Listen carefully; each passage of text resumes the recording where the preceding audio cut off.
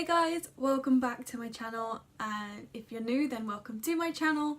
For this week's video, I kind of wanted to do like the top 10 things that I would want to tell my younger self. And I don't want to put an age on that because there's quite a spectrum of bad choices and things that I wish I had known younger.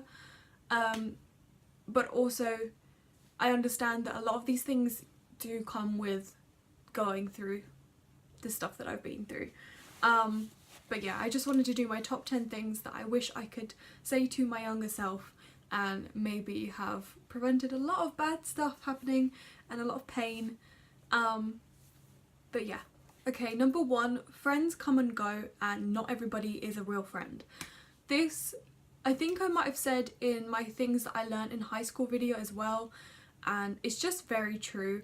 I used to think that having a whole group of friends was so important, and I used to think that that was what made me happy.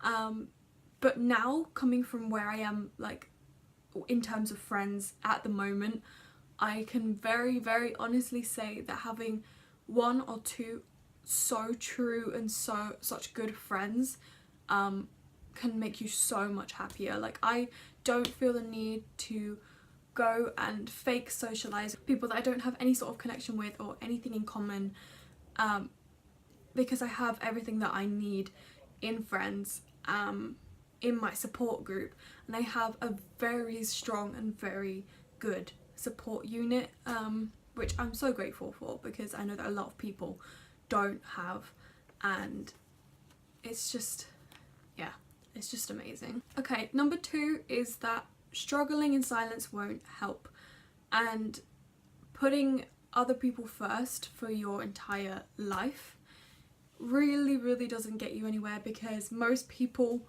won't appreciate what you've done for them. Most people won't see how much you have neglected your needs for theirs, and most of the time the only gratification that you get from doing that is your own. So it's really not worth ignoring your own problems and putting your own mental health second, because you're the only person that's going to stick by you for the rest of your life, and you're the only one that is going on your journey. So you need to be in a good and healthy mental state to actually enjoy your life. So not telling anybody what you're going through, it just prolongs your suffering, and it prolongs the time where you could be having a lot of fun and a really fulfilling life. Number 3 is, if people are talking about you, it's probably because they're insecure, and I know everybody has heard that a billion times, but I can say from my own experience that I have been like petty and nasty and talking about people behind their back because of my own issues and my own insecurities and my own jealousies over somebody, and it's not something that I'm proud of, but it does help me to understand that the people that are doing it to me, not everyone, some people might just genuinely not like me, and that's fine, but I also know that a lot of them are probably going through something of their own, and it's not always actually about me, which is funny when they're actually just talking about you, but a lot of it is to do with their own mental state. Also, spring is sort of coming about, so please excuse the fact that I'm being blinded once again.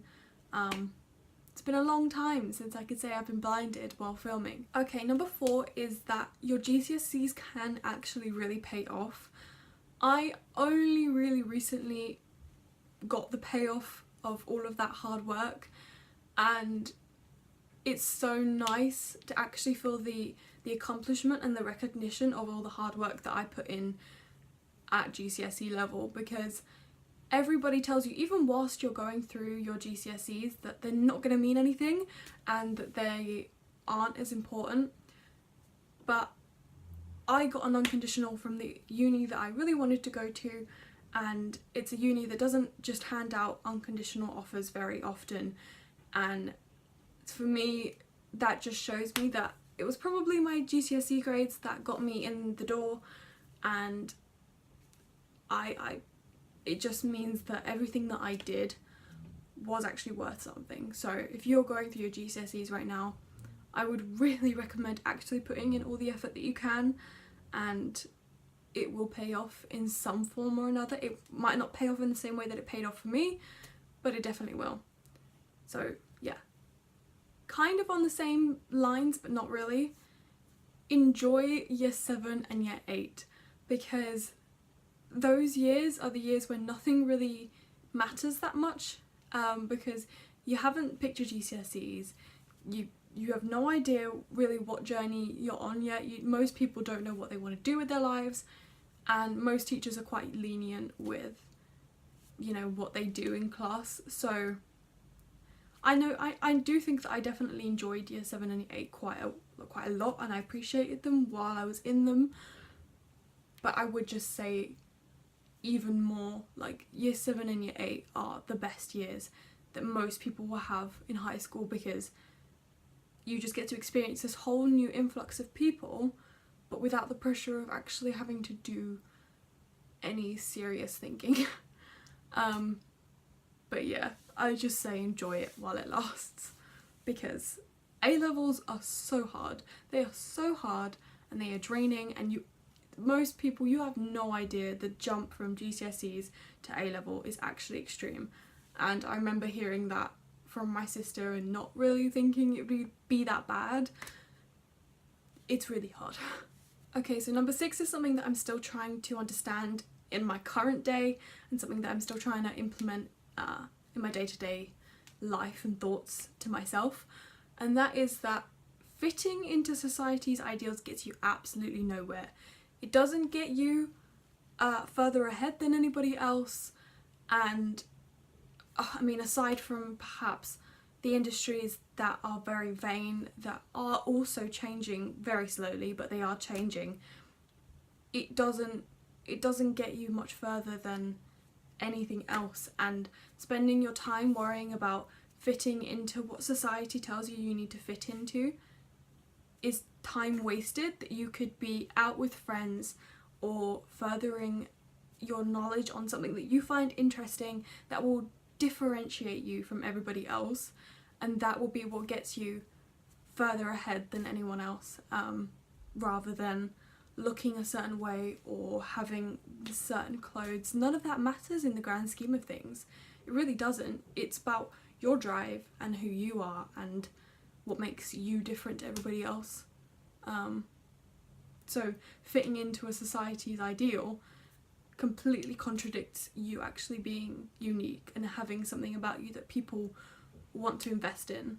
Okay, number 7 is one that I particularly wish I could say to myself about a year ago, and that is listen to what your gut is telling you.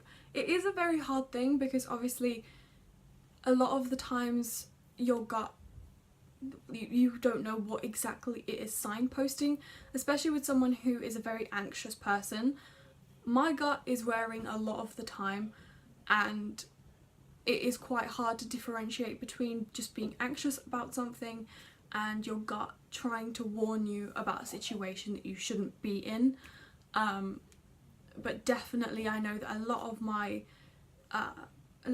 2017 was spent me ignoring my gut feelings about things, and even despite other people telling me what situation I was in, I didn't listen. And I would definitely want to go back and force myself to actually listen to what my gut was telling me from day one, because it really would have saved me a lot of pain and a lot of trouble. Okay, number 8 is something that is kind of a current thing, and it will get worse as I get older, but that is definitely to enjoy spending time with your friends before they have work, or like before they are working, because when you're younger you don't really appreciate all of the free time that you have. You have so much free time, especially as I said in year 7 and year 8, where you don't really have anything to be studying for, you don't have anything to be revising for, whereas as you get older people have revision to do. Most people have jobs now, and it's so hard to try and fit in everybody's schedule and everybody's plans. So even now I need to remind myself to appreciate the time that I do have and actually like use it while I have it to go out and meet people and have fun and make memories, because very soon I'm going to be at uni and I'm going to be studying and I'm going to be working and other people will be working, and there will just be no time to see the people that I want to be seeing anymore. And yeah, so I would really recommend people appreciate the time, and any free time that you have, just go and see a friend. It will be worth it. Number 9 is I really wish I had found more hobbies as a kid. I kind of wish that I had joined more clubs and tried more things where in a situation where it was a lot more varied and there were so many things on offer, and free things as well, because when you're in high school a lot of clubs are free and you get really good introduction into those sports or music or whatever else it might be. As you get older, if you want to be trying new hobbies, you have to pay for those things, and it's just a lot harder to actually try new things out. So I really wish that I had established more hobbies as a kid and gone out and tried different sports and tried different things and not have worried about what people might have thought of me or whether I was going to be able to do it very well or whatever. And I think I probably should apply that still to my current life and go out and try new things, because there'll be a time when I can't, and I really want to actually find some stuff that I'm interested in aside from YouTube and writing and music and that kind of stuff. Okay, so my last thing is something that I think is quite general and I think will apply to everybody and will apply at any age, but also something that I really struggled with when I was younger, kind of tying into my first point about not everyone being true friends, and that is that every single thing changes. Nothing is set in stone, everything is temporary. Feeling the way that you feel at a certain point, if you feel really bad, it won't last. It never does. There is no way for one feeling to last forever, and that can be good, it can be bad, but it's at the same time it shouldn't be either. It's just a way of life.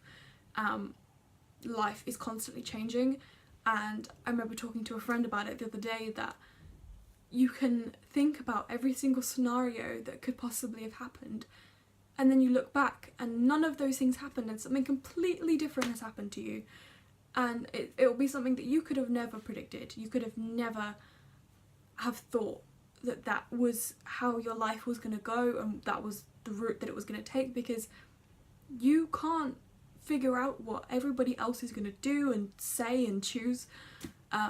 So worrying about something far ahead or worrying about something that could happen, or a relationship, it's really a waste of time, because no one has any idea what's going to be happening in a week, a day. So many things change on a daily basis that worrying about it and trying to figure out what might happen, it's never going to work. So you just need to take things as they come and go with the flow and appreciate the time that you actually have now and appreciate the moment that you're in, which is kind of the whole message of this whole video, really. A lot of these things are just about appreciating what I had and what I didn't have when I was younger, and just trying to take life in a more positive light, and not get bogged down by all of society's ideals and all of other people's ideals, and just living your best life. Okay, so that was this week's video. If you enjoyed it, then please give it a like, because it really helps me out, and subscribe, because I have hit over 100 subscribers and that is so, it's so great. I know it's only a small milestone, but for me it's really nice, because I have been doing this for about 6 months now, and to see some sort of progress is so nice. So for anyone that is subscribed, thank you, please stay, and anyone new that's watching, please subscribe. I upload videos every Friday, so I will see you next week. Bye guys.